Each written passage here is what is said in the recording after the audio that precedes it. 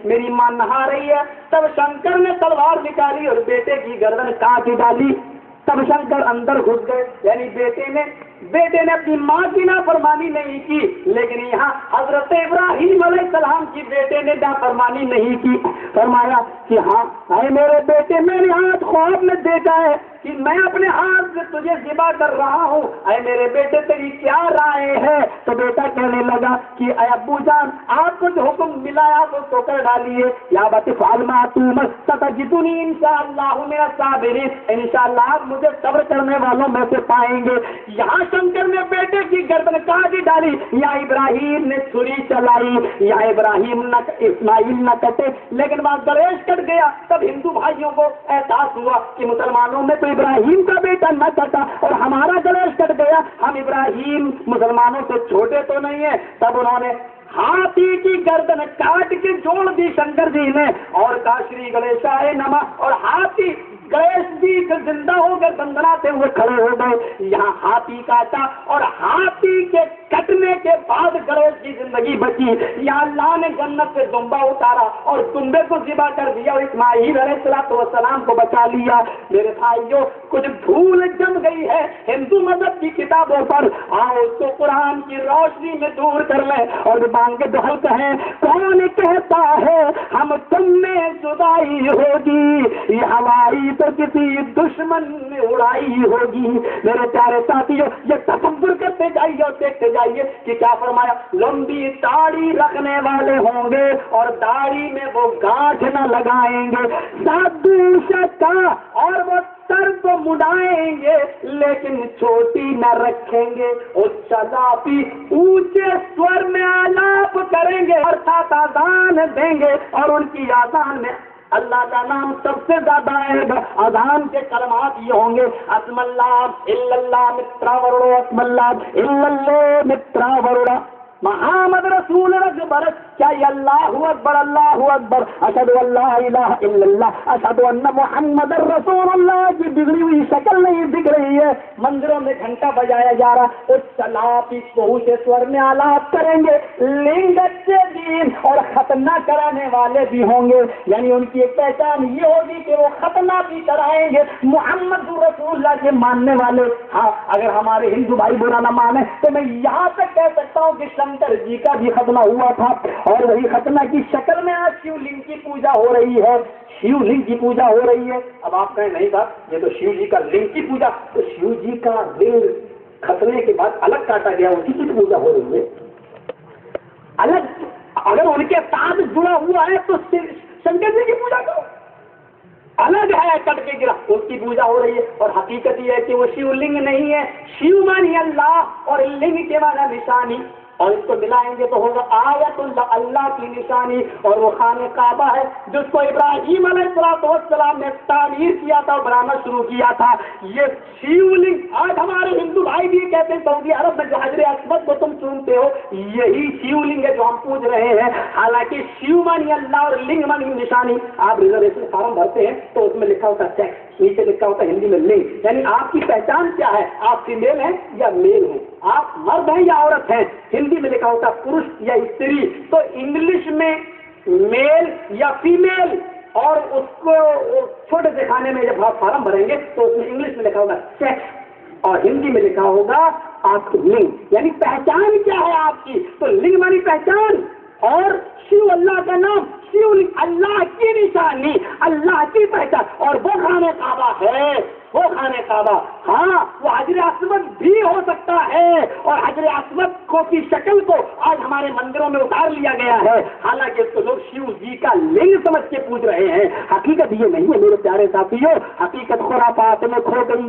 آج ہمارے ہندو بھائی سمجھ نہیں پا رہے. ہاں، مسلمان بھی بیچارے تصور کرنے لگے جب تو حجر اسود چوم سکتے ہو، وہ پتھر تو پتھر سب برابر ہے، تو تم قبر بھی چوم لو، وہ بھی تو پتھر ہے.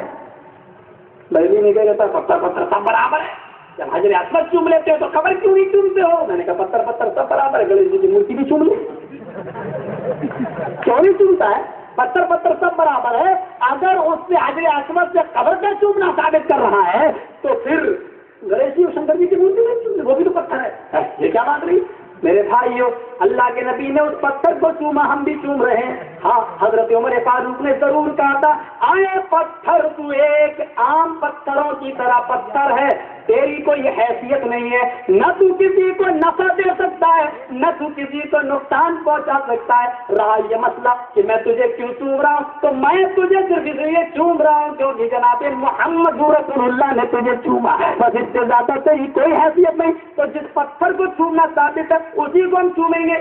اللہ کے رسول نے اپنی بیوی کا بوسہ لیا، اس سے زیادہ یہ مسئلہ نکل سکتا ہے کہ آپ بھی اپنی بیوی کو بوسہ دے دو، لیکن اس کا مطلب یہ نہیں کہ اللہ کے نبی نے اپنی عورت کو بوسہ لیا تو اب جو عورت مل جائے کسی کو پکڑ لو چومنا شروع کر دو، ایسی سینڈل مارے گی کہ رات میں دن میں ہی تارے نظر آئیں گے۔ میرے بھائیوں، کیسے یہ مسئلہ واضح ہے کہ اللہ کے رسول نے اپنی بیوی کا بوسہ لیا تو آپ بھی اپنی بیوی کا بوسہ لے سکتے ہیں، لیکن اس سے ہر عورت کا چومنا ثابت نہیں ہو سکتا، ایسی حجر اسود سے ہر پتھر کا چومنا ثابت نہیں ہو سکتا ہے۔ اب یہ بات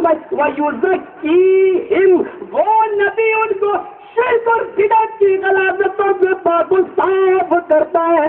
شرک کو اس انداز سے صاف کیا کہ ایک شخص آیا، اے اللہ کے نبی سب سے بڑا گناہ کون سا ہے؟ ای الذنب اکبر عند اللہ، سب سے بڑا گناہ کون سا؟ فرمایا ان تدعو للہ ندا وهو خلقك، اللہ کے ساتھ کسی ایسی ہستی کو پکارو حالانکہ اللہ نے تمہیں پیدا کیا۔ یہ شرک کو اس طریقے سے آپ نے مٹایا اور ایسا مٹایا جب تک شرک کو صفحہ ہستی سے مٹا نہ دیا آپ کو چین نہ آیا، یہاں تک کہ جب خانہ کعبہ میں گھسے اور فاتحانہ طور سے مکہ میں داخل ہوئے اور ایک ایک پتھر کی مورتی کو گراتے جاتے تھے، حضرت علی کے کاندھے پر کھڑے ہو کر سوار ہو کر سلی سے گراتے جاتے تھے اور کہتے جاتے تھے جال حق وزهق الباطل ان الباطل كان زهوقا، حق آ گیا اور باطل مٹ گیا اور باطل تو مٹنے ہی کے لیے آیا تھا۔ ایک ایک پتھر کو اور مورتی کو گراتے جاتے اور کہتے جاتے کہ جال حق وزهق الباطل، اس طریقے سے آپ نے شرک کے نام و نشان کو دنیا سے مٹایا، اس طریقے سے آپ نے ختم کر دیا۔ میرے بھائیوں، اب آپ اور غور کریے کہ شرک کے طریقے سے مٹایا، ان کے اندر بدعت بھی آتی ہے، شرک اور بدعتوں کو وہ ناش کرے گا، مٹا دے گا۔ آپ نے اس کا بھی تذکیہ کیا، اس کو بھی آپ نے بدعتوں کو یہ کہہ کر مٹایا کہ من احدث فی امرنا ھذا ما لیس منہ فہو رد، جس نے ہمارے دین کے اندر نئی چیزیں نکالی وہ مردود ہیں۔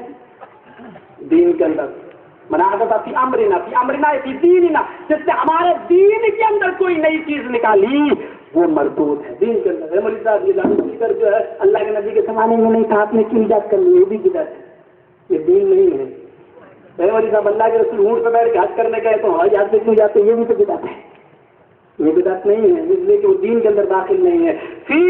فی امرنا، ہمارے دین کے اندر کوئی نئی چیز نکالی، جیسے حضرت عمر فاروق ملک شام کی طرف جا رہے ہیں، مسجد سے اذان کی آواز آ رہی ہے، مسند احمد کی روایت اشہد ان محمد رسول اللہ حی علی الصلاۃ، حضرت عمر فاروق نے وضو بنایا اور جیسی مسجد میں داخل ہوئے مؤذن نے کہا لا الہ الا اللہ، حضرت عمر مسجد ہو گئے۔ اب مؤذن کہنے لگا الصلاۃ الجامعہ، اے لوگوں نماز کھڑی ہونے والی ہے جلدی آؤ، اے لوگوں نماز کھڑی ہونے والی ہے جلدی آؤ۔ حضرت عمر نے جب یہ جملہ سنا الصلاۃ الجامعہ، نماز کھڑی ہونے والی ہے، اپنے غلام سے کہنے لگے اسلم جلدی نکلو جلدی نکلو جلدی نکلو، یہ بدعتیوں کی مسجد ہے، اس مسجد میں میری نماز نہیں ہوگی۔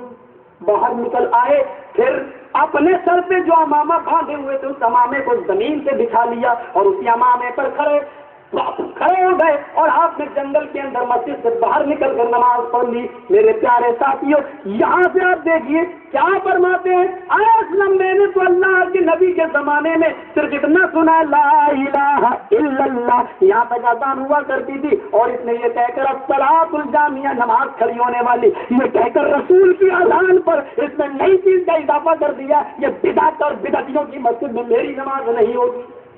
ہمیں پوچھنا مولوی صاحب پھنس گئے تو میری نماز ہوگی نہیں، بدعتی کو اپنے گھر پہ پناہ دینا حرام ہے، تو اس کی بات کر رہے ہیں، بدعتیوں کی مسجد میں ہماری نماز ہوگی یا نہیں۔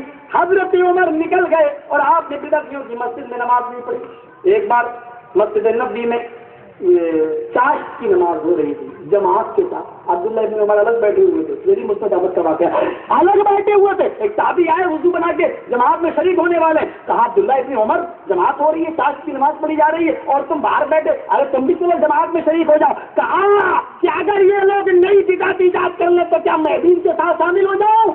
اللہ کے رسول صلی اللہ علیہ وسلم نے چاشت کی نماز کبھی جماعت کے ساتھ نہ پڑھی, نہ حکم دیا ہے.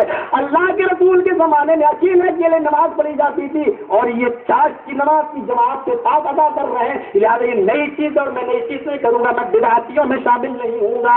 یہ جب آپ نے پیغام دیا تو سارے لوگوں نے اس جماعت کو چھوڑ دیا, پھر الگ الگ نماز پڑھنے لگے. لیکن وہ اندھے نہیں تھے کہ جو کہہ دیا وہ کر دیا.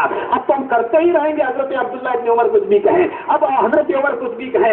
ان لوگوں کے اندر تحقیق کا جذبہ تھا, یہ بات آئی فوراً ختم کر دیا. جیسے وہ حدیث اٹھاؤ, حضرت ابو سعید خدری رضی اللہ تعالیٰ عنہ سے مروی ہے, فرماتے ہیں اللہ کے نبی نے عید یا بقرعید کے دن خطبہ دیا, پھر آپ عورتوں کے پاس سے گزرے اور آپ نے عورتوں کو خطبہ دیتے ہوئے فرمایا یا معاشر النساء تصدقن فإنی أريدکن أکثر أہل النار, آئے اور تو تم زیادہ سے زیادہ صدقہ اور خیرات کرو کیونکہ مجھے تم جہنم میں سب سے زیادہ جلتی ہوئی دکھائی دی. تو